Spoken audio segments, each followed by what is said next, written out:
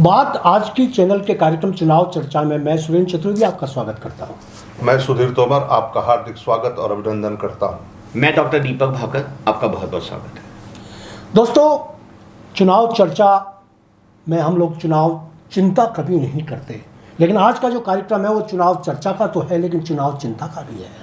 आज इस मुद्दे पर हम तीनों पैनलिस्ट बैठकर आप लोगों के सामने अपनी वार्ता प्रस्तुत करेंगे। उसमें हमारी ये चिंता रहेगी, जो समाज की चिंता है, कि चुनावों में कहीं जातिवाद का जहर समाज को विखंडित तो नहीं कर रहा। बहुत बड़ा सवाल है। जिस तरीके से राजनीतिक पार्टियां जातियों के अंदर वर्ग भेद, जाति भेद और जिस तरीके से जाति को संगठित करके एक मुश्त खपाने के मूड में है, कहीं ऐसा तो नहीं है कि चुनावों के बाद आदमी हार जाएगा, आदमी जीत जाएगा, कोई विधानसभा चला जाएगा, कोई यहाँ रह जाएगा, लेकिन कहीं ऐसा तो नहीं है कि ये दिल का जो दरार है वो कहीं इतनी बड़ी हो जाए कि हमारा समाज चुनावों के बाद भी उसका दंश भोगता रहे। क्या कहना चाहेंगे तोमर साहब आप? जो हो रहा है वो आपके सामने है कि जिस तरीके से जातिवाद का जहर घोला जा रहा है नसों में आदमी की, इंसानियत की और समुदाय की, जातियों की, उस पर आप क्या कहना चाहेंगे? एक तरफ तो बहस का मुद्दा है कि जातिगत जनगणना होनी चाहिए अथवा नहीं। बहुत लोग जातिगत जनगणना के विरोध में हैं और एक तरफ हर दल, हर पार्टी, हर समाज, हर तबका एक दूसरे को जाति के आधार पर ही पहचान रहा है। और जाति के आधार पर जिस तरीके से हम आज अपनी पहचान साबित करने पर तुले हुए हैं, ऐसा लग रहा है इस चुनावी बारात में चुनावी फूफाओं की भीड़ लग गई है और ये सब इस आधार पे अपने आप को महत्वपूर्ण बनाने पर लगे हुए हैं कि वो किस जाति के हैं और किस, ऐसा ना हो कि जाति कोई पैंट शर्ट अथवा टाई हो जिसे जो भी खड़ा होता है अपनी टाई को गले में डाल लेता है कि मेरी जाति मेरे साथ। आदमी के गुण, आदमी के दोष, आदमी की जनभावना, आदमी की इंसानियत, इन आधारों पर मानदंड होता है चुनाव में जीतने का, चुनाव में हारने का, जन प्रतिनिधि होने का हक प्राप्त करने का। ना कि सिर्फ इसलिए कि मैं अमुक जाति का हूं और मुझे इसलिए वोट दो कि मैं आपकी जाति का हूं। तो निश्चित रूप से ये एक बहुत गलत परंपरा है। और परंपरा इसलिए कह रहा हूं कि ये आज की नहीं है, ये लंबे समय से चली आ रही है। लेकिन कहीं तो 21वीं सदी के किसी मोड़ पर तो जाके हम सबको जागना होगा कि हम अपना जनप्रतिनिधि जो योग्य हो उसे चुने, ना कि सिर्फ इसलिए कि वो एक जाति विशेष का है जिसे मैं पसंद करता हूं या जिस जाति का मैं भी हूं। डॉक्टर भाकर, आप इस सवाल के उत्तर में क्या कहना चाहेंगे? देखिए, बिल्कुल सही बात है। आपने एक बहुत अच्छा प्रश्न उठाया जो आज की ये चुनाव वाले माहौल के अंदर बहुत महत्व रखता है। आपने देखा होगा कि जब भी जाति, धर्म, समाज, ये तीन शब्द ऐसे हैं जो हर जगह साथ साथ चलते हैं। और संविधान का जब संविधान निर्माता जब इस पर चर्चा चल रही थी, जो कहते हैं कि कॉन्स्टिट्यूशनल डिबेट्स, उसमें भी इस बार जिक्र आया था कि प्रेम्बल में भी इस बात का आता है कि जाति, धर्म, समाज, कास्ट, क्रीड एंड कम्युनिटी को छोड़ करके हमें ये काम करना चाहिए। लेकिन ये सिर्फ शायद किताबों में रह गया या संविधान में आके रह गया, लेकिन बाहर नहीं आया। जहाँ तक चुनाव के संदर्भ में हम इस बात को करना चाहते हैं, तो आपने देखा कुछ एक वर्षों से इन चीज़ों ने बहुत बड़ा उग्र रूप ले लिया है। अब जो कि टिकटों का निर्धारण जो विभिन्न पार्टियां करती हैं, किसी पार्टी का नाम लेने की आवश्यकता नहीं, बल्कि सभी पार्टी हिसाब से चलती हैं कि वो उसी जाति या धर्म या समाज के हिसाब से चलती है। और जाति, मैं विशेषकर जाति की बात करना चाहूँगा, तो जातिगत आधारित टिकट वितरण तो आज का एक नॉर्म बन गया है। अब किसी भी समय पार्टी, और कई पार्टी तो ऐसी हैं वो उस एक जाति विशेष से जोड़कर ही काम होने लग गया। राजस्थान ही नहीं बल्कि पूरे देश में देखेंगे तो कई पार्टियां तो एक जाति वर्ग विशेष का प्रतिनिधित्व करने लग गई हैं। यह एक शुभ संकेत नहीं है और एक लोकतंत्र के लिए खतरा हो ना हो, पर लोकतंत्र का अवमूल्यन जरूर हो रहा है इस बात को लेकर के। तो हमें इस बात को ध्यान देना चाहिए। जिस तरह से जाति, आज मेट्रो में जाति नहीं चलती है। आज देखो, आने वाले जो पिछले कुछ एक वर्षों से जब से मेट्रो वाला कल्चर शुरू हो गया, बच्चे पढ़ करके बाहर जाने लग गए, छोटे लोग गांव वाले शहर में आ गए, छोटे शहर में कस्बे, कस्बे से शहर, और शहर वाले मेट्रो में जाके जब से नौकरी को रहने लग गए, तब से शादी और बाकी में देखा होगा आपने, जाति लगभग गौण हो गई है। तो जब वो शादी जैसे रिश्तों में, इतनी महत्वपूर्ण चीज़ों में जब जाति गौण हो गई है, मित्रों में जब मित्रता में कई जाति गौण हो गई है, तो चुनाव में जाति का क्या रोल है? पर हमने ये देखा है कि कुछ एक वर्षों के अंदर जाति का रोल चुनाव के अंदर और टिकट वितरण के अंदर बहुत ज़्यादा आगे बढ़ गया। अभी आपने शायद ध्यान होगा, कल या परसों की बात है, जब एक टेबुलेटेड फॉर्म शायद बहुत ज़्यादा वायरल हुआ, न्यूज़ में भी आया, जिसमें दोनों प्रमुख पार्टियों द्वारा जातिगत आधार पर टिकट वितरण को प्रमुखता से दिखाया गया कि इस जाति को इस पार्टी ने इतने टिकट दिए, इस जाति को इस पार्टी ने इतने टिकट दिए। क्या ये अच्छी बात है? बिल्कुल बिल्कुल अच्छी बात नहीं है, लोकतंत्र के लिए ये घातक है। और एक जो चिंता का विषय है वो ये है कि ये लोकतंत्र के नाम पर जो टिकट बांटी जाती है और जो पार्टियों ने अपना नैतिक आईना सेटअप कर लिया है कि इस आईने के अंदर हमें हिंदू दिखेगा, इसमें हमें मुसलमान दिखेगा और इसमें हमें कौन कौन सी जातियां दिखेंगी। कई लोग, कई जातियां, और कई तो मैं नाम नहीं लेना चाहूँगा क्योंकि आपको अच्छा नहीं लगेगा, क्योंकि आप भारतीय जनता पार्टी के प्रवक्ता हैं, तो मैं ये नहीं कहना चाहूँगा। लेकिन पिछले दिनों मसूदा से एक बंदे का टिकट काटा गया, उसको टिकट क्यों मिला, मिलना चाहिए था या ना नहीं मिलना चाहिए था, किस आधार पर मिला, ये एक नया प्रश्न है। लेकिन उसका काटा लास्ट मोमेंट पर काटा इसलिए गया कि मालूम चला कि साहब वो तो मुसलमान है। नहीं, मैं टोक दूँ, वो इसलिए नहीं काटा गया कि वो मुसलमान है, उसका इसलिए काटा गया कि उसने तथ्य छुपाए और गलत जानकारी दी। गलत जानकारी के अगर वो सत्य जानकारी भी दे देते और ये बता देते कि उनका नाम ये है और वो इस समुदाय से हैं, जाति है, तो टिकट नहीं मिलता, ये तय बात थी। बात तो तय यही है कि हम आपस में इस तरीके की कर रहे हैं, समाज के अंदर विघटन हो रहा है। चिंता का विषय ये है। अभी आप ये देखिएगा कि यहाँ अघोषित एक आरक्षण है, ये एक जातिवाद का नमूना है। रावत जाति का पुष्कर से ही लड़ा जाएगा। पुष्कर से अगर देना तो टिकट रावत को ही देंगे, ब्यावर से देना तो रावत को ही देंगे, दूसरी वर्ग विशेष हो ही नहीं सकता। यहाँ एक अनीता बघेल को देना तो आरक्षित है सीट, दूसरा अनारक्षित है, लेकिन उस पर अन्य समुदाय के लोगों को आने नहीं जाता। सिंधी है तो सिंधी होगा। अब पिछले दिनों फिर एक सिंधी हुआ, वो कोई बात नहीं, एक वो भी जाति का हमारा एक समाज का हिस्सा है। परेशानी क्या होती है, जब समाज को यहाँ पर भी संतुष्ट नहीं होते, टिकट लेने में भी संतुष्ट नहीं होते, फिर वो ये करते हैं कि मतदाताओं पर आक्रमण किया जाए, हमला किया जाए। अभी पिछले दिनों में सिंधी समाज की एक वो उदाहरण देता हूँ कि एक सर्व सिंधी समाज ने देवनानी जी के विरोध के अंदर एक सभा की। निश्चित रूप से वो सभा समाज को विखंडित करने वाली थी और नहीं होनी चाहिए थी। चलिए, उन्होंने की। उसके बाद में फिर देवनानी जी आए, उसी समाज के 20 लोगों को लेकर, 15 लोगों को लेकर, जिसके अंदर और राजनीतिक लोग भी बैठ गए, और उन्होंने जो वहाँ से जो बोलना चालू किया, ऐसा लग रहा है कि सिंधी के कपड़े उतार रहा है। ऐसा और दूसरी जातियों में भी हो रहा है। अब अभी ब्राह्मणों के लिए बैठा दिया गया। ब्राह्मण, अभी कनक सागर के अंदर एक होटल के अंदर एक बैठक हुई ब्राह्मणों की। अब उस ब्राह्मणों की बैठक के अंदर ब्राह्मण नाम की कोई चीज़ थी या नहीं थी, ब्राह्मण नेता थे या नहीं थे, ये हमारा विषय नहीं है। लेकिन 4 ब्राह्मण को बैठाकर 10 जो और दूसरी जाति के लोग हैं जो किसी व्यक्ति विशेष को लाभ देना चाहते हैं, टिकटार्थी को लाभ देना चाहते हैं, वो हुई वहाँ पर सभा। दूसरे दिन उन्होंने वो कर दिया। ये क्या हो रहा है? हम कहाँ जा रहे हैं? ये कौन सा प्रजातंत्र है? ये कौन सा लोकतंत्र है कि हम जाति के जहर को हमारे दिलों के जहर बना रहे हैं? ये वोटों का जहर नहीं है, ये हमारे दिलों का जहर है जो दिल के अंदर बांटा जा रहा है। आप क्या कहना चाहेंगे? मैं ये कहना चाहता हूँ, जब कोरोना हुआ, जब कौन किसका था ये सामने आया। क्या सिर्फ जाति के आधार पर समर्थन या विरोध हुआ? क्या सिर्फ सहयोग जो हुआ मानवता के नाते हुआ या जाति के आधार पर हुआ? मैं ये भी कहना चाहता हूँ, जब कोई एक्सीडेंट होता है और कोई एडमिट होता है तो खून क्या जाति के आधार पर दिया जाता है? उस दिन जाति नहीं देखी जाती। मैं बहुत आराम से सिंधी समाज का नमन करते हुए मैं ये कहना चाहता हूँ कि एक नवाचार था, एक हिम्मत जुटाई थी पूज्य सिंधी समाज ने, जिन्होंने सिंधी समाज के ही प्रत्याशी का इस आधार पर विरोध किया कि सिर्फ सिंधी होने के कारण उनको मत नहीं दिया जाएगा, उनके किए गए कार्य के आधार पर दिया जाएगा। ये बहुत बड़ी बात थी। पहली बार एक कोशिश हुई समाज में जाति को तोड़ने की, धर्म को तोड़ने की, इस आधार पर कि सिर्फ धर्म होने के कारण किसी को वोट दिया जाए, लेकिन उसे दबाने के लगातार प्रयास हो रहे हैं। दूसरी बात जो आपने कही, जिसमें ये आपने कहा कि गुर्जर एक तरफ इकट्ठे हो गए, रावत पुष्कर में इकट्ठे हो गए, नसीराबाद में गुर्जर एक साइड और जाट एक साइड हो गए।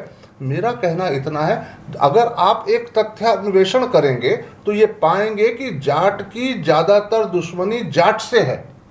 एक आदमी की मैक्सिमम परेशानियां या विघटन जो है वो परिवार में है, परिवार उसी की जाति का है, फिर उसके गांव में है, मैक्सिमम लोग उसकी जाति के हैं, उसकी दोस्ती दुश्मनी अपनी जाति में है, और जब उसका वक्त सही होता है तो उसके दोस्त हर समाज में हैं, हर जाति में हैं, और जब वक्त खराब आता है तो उसके वो दोस्त अक्सर उसका साथ देते हैं जो उसकी जाति के ना भी हों। शायद उस समय जाति महत्वपूर्ण नहीं है। तो जब हम देखते हैं विकास के कार्यों की बात है, जब मेरे अजमेर की बात है और जब मेरे अजमेर के विकास की बात है, तो सिर्फ इस आधार पर योग्यता कैसे तय करें कि आप उस जाति के हैं अथवा नहीं। क्यों ना हम इस आधार पर तय करें कि आपका विजन क्या है, आपका योगदान क्या है समाज में। क्या आपके पास ऐसा कोई विजन है कि मेरे अजमेर का पानी मेरे अजमेर को पर्याप्त मात्रा में मिलेगा? क्या आपके पास ऐसा कोई विजन है कि हमारे यहाँ विद्युत की जो समस्या ओवर बिलिंग की आ रही है अथवा लगातार कट ऑफ पावर कट की आ रही है, इससे निजात हम पाएंगे?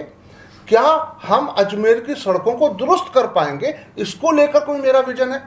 एक आदमी ने 3 बार परीक्षा दे ली, 4 बार दे ली जी, और अब तक अजमेर के उद्देश्यों की पूर्ति करने में जनता आम तौर पर यह समझ रही है कि हम वो सफल नहीं हुए। तो क्या आवश्यक है कि 5वीं बार भी उन्हीं को दिया जाए? लेकिन ये उनकी पार्टी का निर्णय है, लेकिन बगावत भी तो उन्हीं की पार्टी में ज्यादा है जी। इसका मतलब जन चेतना जागृत हो रही है, और जब जन चेतना जागृत होती है, बहुत अच्छा चिन्ह है समाज में बदलाव का, कम से कम जातियों के विघटन का। और आज नहीं तो कल हम फिर पछताएंगे अगर हमने सिर्फ अपनी जाति को देख करके किसी उम्मीदवार को वोट दिया। हम योग्यता को देख कर दें, क्योंकि आपको अपने क्षेत्र का विकास चाहिए, आपको अपने क्षेत्र में उचित शिक्षा चाहिए, उचित चिकित्सा चाहिए, उचित बिजली पानी की व्यवस्था चाहिए। और अगर सिर्फ जाति के आधार पर देखते हैं तो फिर आप अगले 5 साल रीते हाथ पसारे घूमते रहिएगा अगले 5 साल के इंतजार में। डॉक्टर दीपक भाकर, आप मेडिकल साइंस से जुड़े हुए हैं, आप डॉक्टर हैं, बाकायदा आपने एमबीबीएस किया है। और आप कोरोना काल के अंदर जब आपके पास लोग आ रहे थे मरीज, उस समय आप क्या उनको दवाइयाँ जब लिखते थे तो क्या सोच कर लिखते थे कि ये मरीज है या ये हिंदू मरीज है, मुसलमान मरीज है, जाट मरीज है, राजपूत मरीज है? मरीज जब आपके सामने आता था या मरीज जब आपसे दवा लेने के लिए आता था तो मुसलमान इस डर से तो नहीं कहीं बाहर खड़ा हो जाता था, यार ये तो मुसलमान नहीं है, मुसलमान क्या, मुसलमान डॉक्टर के पास जाता था, हिंदू के पास नहीं आता था। आप इसके अनुभव को बताइएगा और साझा करें कि आप किस तरीके से जब खतरे में इंसानियत पड़ती है तो हम जातिवाद को भूल जाते हैं। हमें प्यास लग रही है, हमें पानी देने वाला कौन है, हम रेगिस्तान में फंसे हुए हैं, अगर मैं हिंदू हूँ और एक कट्टर मुसलमान सामने खड़ा हुआ है, अगर उसको प्यास लग रही, पानी पिलाने के लिए मांग लेंगे, हम ये नहीं पूछेंगे मुसलमान। आप क्या सोचते हैं इस विचार में? बिल्कुल आपने सही बात कही है। देखिए, कोरोना तो एक बात थी, उसके पहले या उसके बाद में और आज भी मुझे नहीं लगता कि अपने यहाँ के जो संभाग के सबसे बड़े अस्पताल या में लें या किसी सब सेंटर के अस्पताल को लो, कहीं पे भी कोई किसी की जाति, धर्म या समाज के आधार पर इलाज किया जाता है। न तो पहले कभी हुआ है, न अभी हो रहा है, न कभी होगा। डॉक्टर्स के लिए ये रहता है, उनके लिए रहता है सामने वाले व्यक्ति की किस तरह से मैं ज़्यादा से ज़्यादा मदद कर सकूं या इलाज कर सकूं। इसीलिए जब blood grouping and cross matching होती है तो उसके अंदर एबीओ क्रॉस मैचिंग ग्रुपिंग होती है। कोई रावत जाट और ब्लड ग्रुपिंग ये वाली क्रॉस मैचिंग नहीं होती है। जब ब्लड बैंक से आप ब्लड लेते हैं तो उसके अंदर एबीओ टाइपिंग होती है, एबीओ ग्रुपिंग होती है। कोई ये नहीं होती कि आपको रावत को है तो उसको रावत का ही खून चढ़ेगा। जब जिंदगी बचाने की बात आती है, जब सांसों से खेलने की बात आती है, तो उस समय खून जो दिया जाता है वो हो सकता है किसी जाट को चढ़ा हो खून, वो किसी राजपूत ने दिया हो या राजपूत को किसी रावत ने दिया हो या रावत को किसी और जाति ने दिया। तो आपने बिल्कुल सही बात की है। जब इस बात के अंदर जब जाति नहीं आती है तो बाकी जगह क्यों आती है? तो मैंने खुद ने पूरे कोरोना काल में मैंने ये काम किया, मैंने अपने सामने लोगों को मरते हुए देखा और मेरे सामने तो सभी धर्म जाति समाज के लोग आते थे। मैंने एक हेल्पलाइन शुरू की, उसके अंदर मुझे लगता है मैंने हज़ारों लोगों से बातचीत की, उनको ऑनलाइन भी जब हमने एडवाइस दी तो कभी भी ऐसी बात, मुझे तो लगता है इसकी सोचना भी पाप है इससे की बात कहना कि अगर कोई जाति धर्म विशेष का व्यक्ति आएगा तो हमसे उसका इलाज करेंगे, ये महापाप की श्रेणी में आता है। इससे की बात करना भी पाप है। मुझे लगता है ऐसी सोच भी बड़ी बहुत जहरीली सोच है, ऐसी तो बात होनी ही नहीं चाहिए। ये जहरीली सोच है। डॉक्टर साहब बिल्कुल आप सही कह रहे हैं, आपकी बात से सहमत हूँ। आप कुछ कहना चाह रहे हैं? मैं डॉक्टर साहब एक बात पूछना चाहता हूँ, और वो ये पूछना चाहता हूँ, इतना अच्छा, इतने उच्च विचारों वाला एक डॉक्टर जब भाजपाई चोला ओढ़ता है तब वो जातियों में क्यों बांटने लगता है अपने उम्मीदवारों को? कब क्यों चुनने लगता है वो अपने मतदाताओं को कि ये किस जाति के कितने और किस जाति के कितने? इसका मतलब कहीं राजनीति तो जाति को बढ़ावा नहीं देती। आपकी क्या राय है? देखिए बिल्कुल आपने जो बताया, मैंने अभी चूंकि मैं इस समय बड़े एक निष्पक्ष तरीके से बात करना चाहूंगा तो ज्यादा उचित रहेगा, नहीं, वही- क्योंकि वही मैं उचित नुमाइंदगी होगा। इस समय किसी पार्टी की नहीं कर रहा, हाँ, हाँ। क्योंकि जो ये बात इंसानियत की कर करें, रहे हम हैं। बात करें इंसानियत की, हम बात करें समाज लोकतांत्रिक मूल्यों की और एक स्वच्छ लोकतांत्रिक मूल्यों के निर्वाह की, बहुत अच्छी कि बात। कैसे हम इस देश को आगे बढ़ा सकें और जिंदा रख सकें। और मैंने शायद बात शुरुआत ही उससे की थी कि जब आजकल हम मित्रता में नहीं, आपने उस बात को आगे बढ़ाया, जब रिश्तेदारी में नहीं, जब शादी ब्याह में जब हम चीज़ों को छोड़ चुके हैं, तो क्यों ना आइए आज के आने वाले समय में अगर हम इस देश को आगे बढ़ाना है और एक स्वस्थ लोकतंत्र परंपराओं को आगे बढ़ाना है, तो क्यों ना हम जातिवाद को छोड़ करके, और जैसा कि आपने कहा, मेरा शहर मेरा अजमेर आगे बढ़े, सुंदर बने, स्वच्छ बने, शिक्षित हों सब लोग बाग, और जिस तरह से बाकी जगह हमारे यहाँ जो अजमेर एक टाइम में आप भी जानते होंगे, जब आप उस समय बहुत सदियों पहले की बात है, कुछ वर्षों पहले की बात है, शिक्षा का केंद्र होता था अजमेर। अजमेर अगर राजस्थान की हृदय स्थली है भौगोलिक दृष्टि से, तो शिक्षा की दृष्टि से भी अजमेर उस समय नंबर 1 स्थान था। क्या कारण है हम पिछड़ गए? क्या कारण है कि बाकी शहर हमसे आगे बढ़ गए? जोधपुर आगे चला गया, उदयपुर आगे चला गया, कोटा आगे चला गया, भीलवाड़ा आगे चला गया, बीकानेर आगे चला गया, हम पिछड़ते चले गए। जयपुर था, उसके बाद अजमेर का नाम आता था।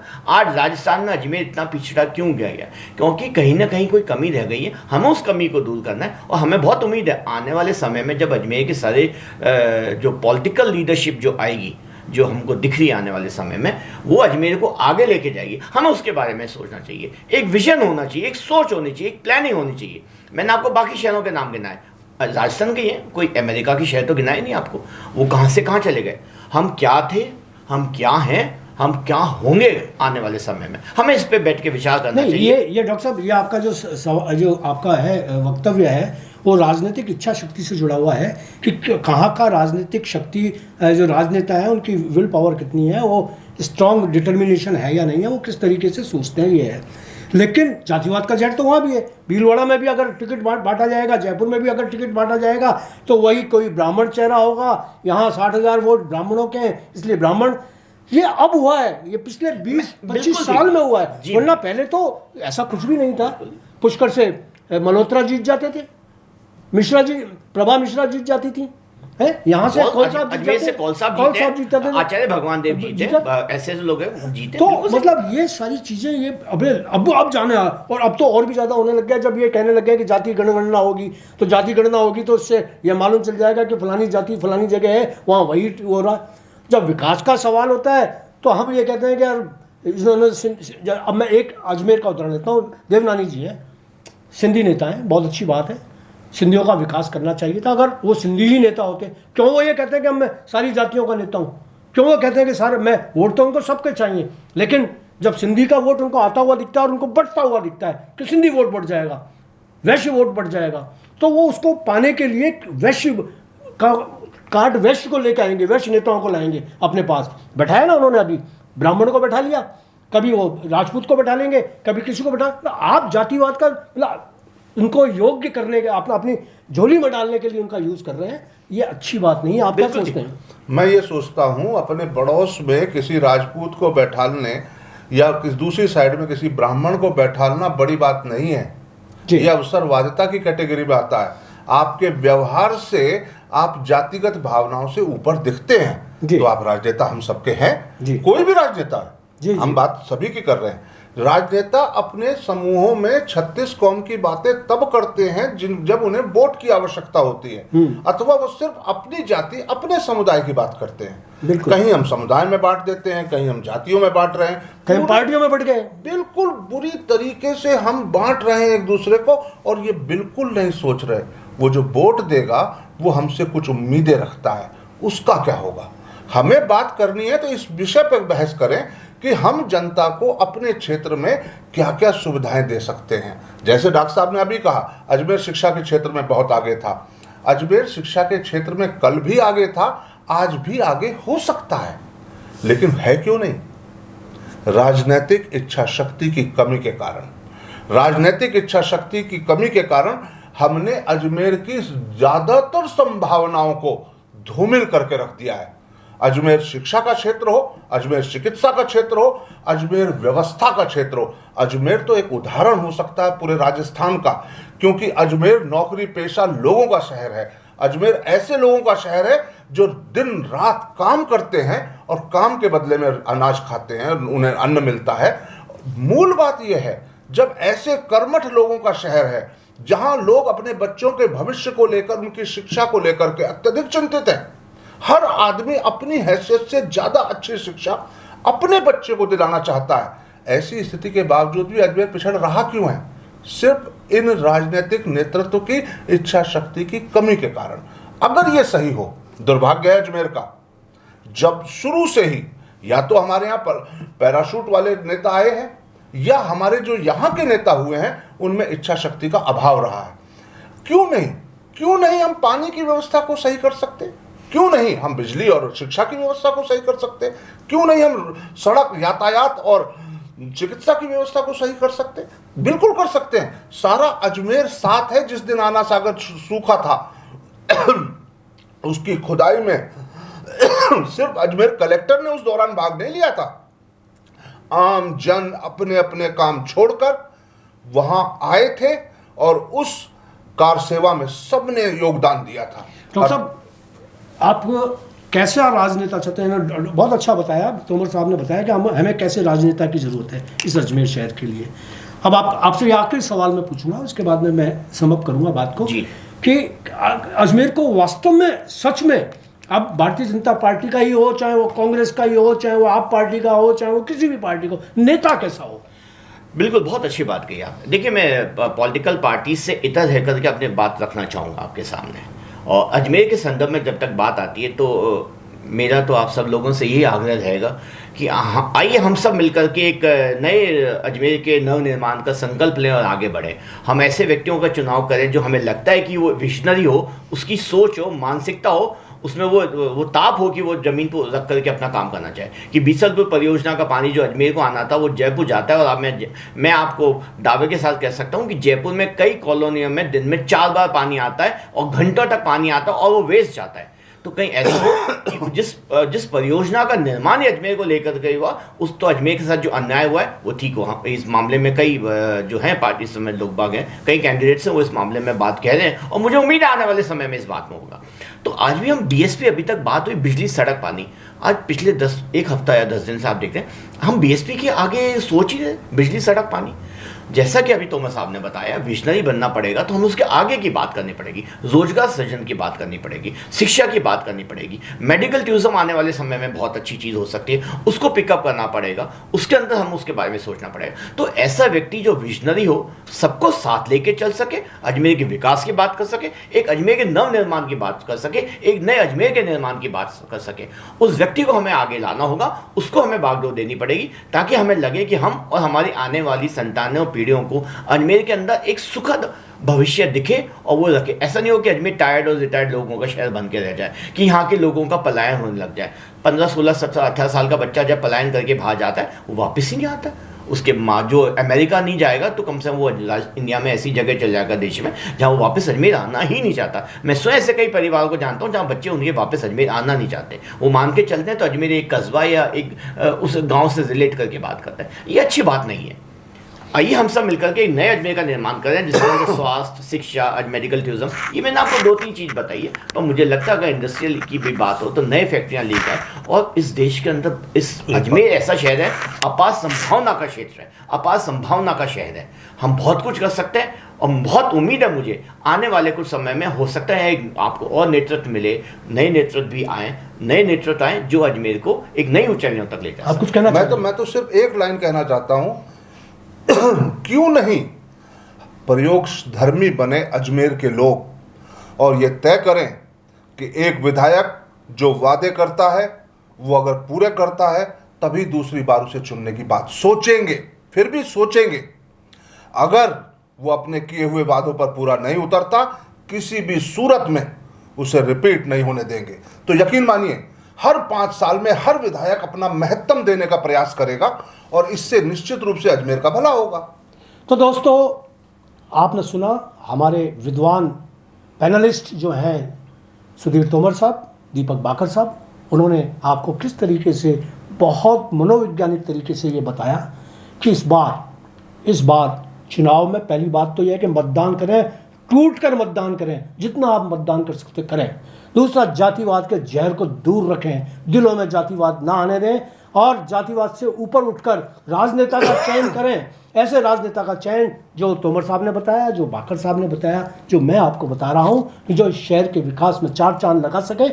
ये धोखेबाज जितने भी हैं, चाहे वो अजमेर में हो, चाहे वो ब्यावर में हो, चाहे वो केकड़ी में हो, चाहे वो किशनगढ़ में हो, चाहे वो पुष्कर में हो, चाहे वो किसी भी शहर में हो, राजस्थान के किसी भी हिस्से में हो, देश के किसी भी हिस्से में हो, ऐसे राजनेताओं से बचें जो सपनों के सौदागर हैं और जो आपके सपनों को गिरवी रखते हैं और वोटों में तब्दील कर देते हैं। इस बार मुझे ये यकीन है कि आपका मतदान सही हाथों में जाएगा। जातिवाद से आप दूर रहेंगे। कोई भी हो, किसी भी जाति का हो, दिल खोल के उस नेता को चुनो जो नेता आपके सपनों को सुरक्षित रख सके। धन्यवाद। आज इतना ही, कल फिर मुलाकात होगी। बहुत बहुत आभार धन्यवाद और धन्यवाद।